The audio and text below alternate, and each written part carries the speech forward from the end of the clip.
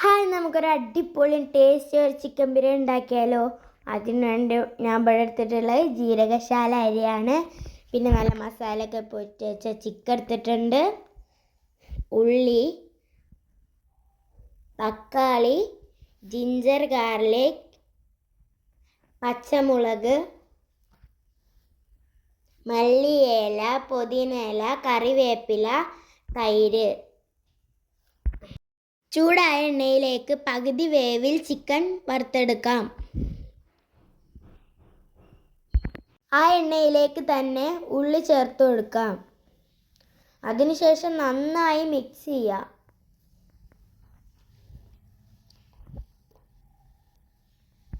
നന്നായി വഴന്ന് കിട്ടാൻ വേണ്ടി കുറച്ച് ഉപ്പ് ചേർത്ത് കൊടുക്കാം.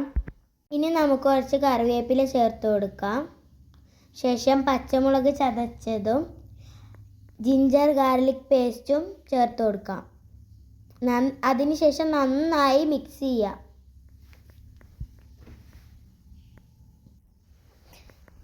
അതിലേക്ക് തക്കാളി ചേർത്ത് കൊടുക്കാം. അതും നന്നായി ഇളക്കി കൊടുക്കാം.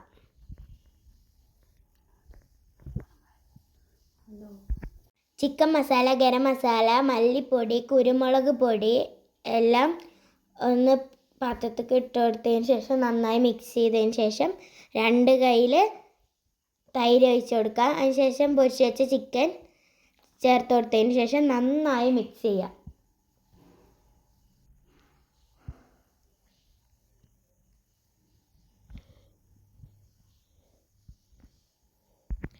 അതിലേക്ക് മല്ലിയിലയും പുതിനയിലയും ചേർത്ത് കൊടുത്തതിന് ശേഷം നന്നായി മിക്സ് ചെയ്യുക. അതിലേക്ക് പൊരിച്ചു വെച്ച ഉള്ളി ചേർത്ത് കൊടുക്കാം. അത് ഓപ്ഷണലാണ്, നിങ്ങൾക്ക് വേണമെങ്കിൽ മാത്രം ചേർത്താൽ മതി. നന്നായി അത് ചേർത്തതിന് ശേഷം നന്നായി എല്ലാം പാടെ നന്നായി മിക്സ് ചെയ്യണം.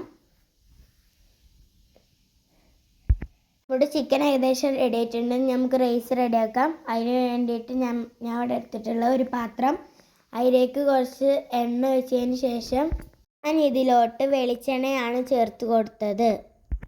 ഇനി കുറച്ച് സ്പൈസസ് ചേർത്ത് കൊടുക്കാം.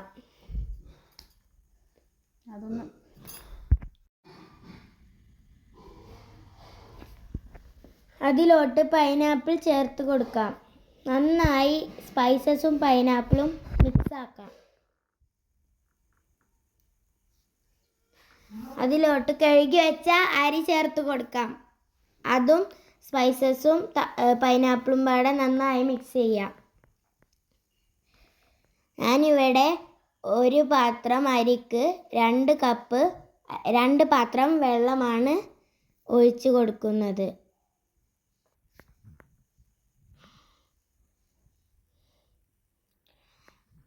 അരി തമ്മിൽ ഒട്ടിപ്പിടിക്കാതിരിക്കാൻ നാരങ്ങ നീര് ഒഴിച്ച് കൊടുക്കുന്നുണ്ട്. കുറച്ച് ഉപ്പ് ചേർത്ത് കൊടുക്കുന്നുണ്ട്. നമ്മുടെ ചോറ് ഇവിടെ റെഡി ആയിട്ടുണ്ട്. നമുക്ക് ദമ്മിടാം. അതിലോട്ട് കുറച്ച് മല്ലിച്ചപ്പും പുതിനയിലയും ചേർത്ത് കൊടുക്കാം. അതിന് ശേഷം നേരത്തെ റെഡിയാക്കി വെച്ച ചിക്കൻ ചേർത്ത് കൊടുക്കാം.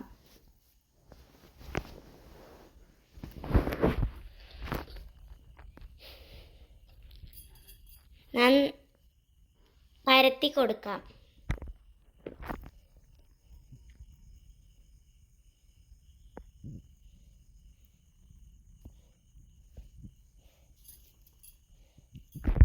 അതിൻ്റെ മുകളിലേക്ക് മല്ലിച്ചപ്പും പുതിനയിലും ചേർത്തതിന് ശേഷം നേരത്തെ റെഡിയാക്കി വെച്ച റൈസ് ചേർത്ത് കൊടുക്കാം.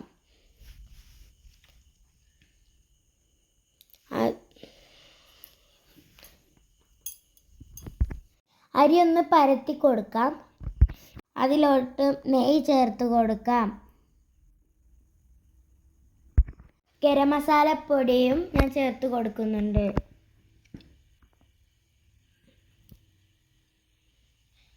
അതിൻ്റെ മുകളിലോട്ട് മല്ലിച്ചപ്പും പുതിനയിലയും ചേർത്ത് കൊടുക്കുന്നുണ്ട്. അതിൻ്റെ മുകളിലോട്ട് ബാക്കി വന്ന റൈസ് ചേർത്ത് കൊടുക്കുന്നുണ്ട്.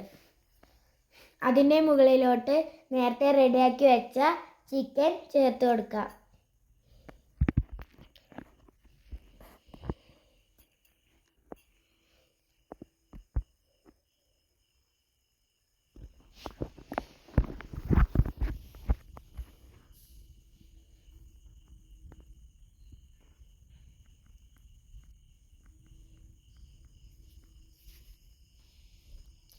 അതിൻ്റെ മുകളിലോട്ട് മല്ലിച്ചപ്പും പുതിന ഇലയും കുറച്ചും കൂടിയും ചേർത്ത് കൊടുക്കാം. അതിൻ്റെ മുകളിലോട്ട് റൈസ് ചേർത്ത് കൊടുക്കാം.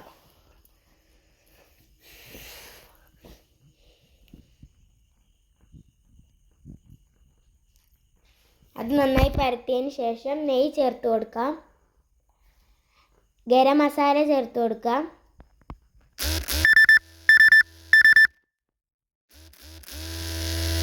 മല്ലിച്ചപ്പും പുതിന ഇലയും ചേർത്ത് കൊടുക്കാം. ശേഷം കുറച്ചും കൂടി റൈസ് മുകളിലോട്ട് ചേർത്ത് കൊടുക്കാം. നന്നായി പരത്തി കൊടുക്കാം.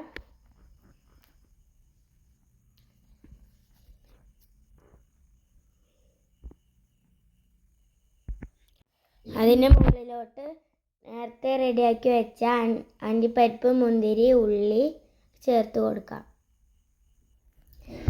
വെച്ച് അതിൻ്റെ മുകളിലോട്ട് കനൽ വെച്ചിട്ടുണ്ട്. 10 മിനിറ്റ് കഴിഞ്ഞതിന് ശേഷം ഞാൻ ഇവിടെ തുറന്നിട്ടുണ്ട്. നല്ല അടിപൊളി ബിരിയാണി കിട്ടിയിട്ടുണ്ട്.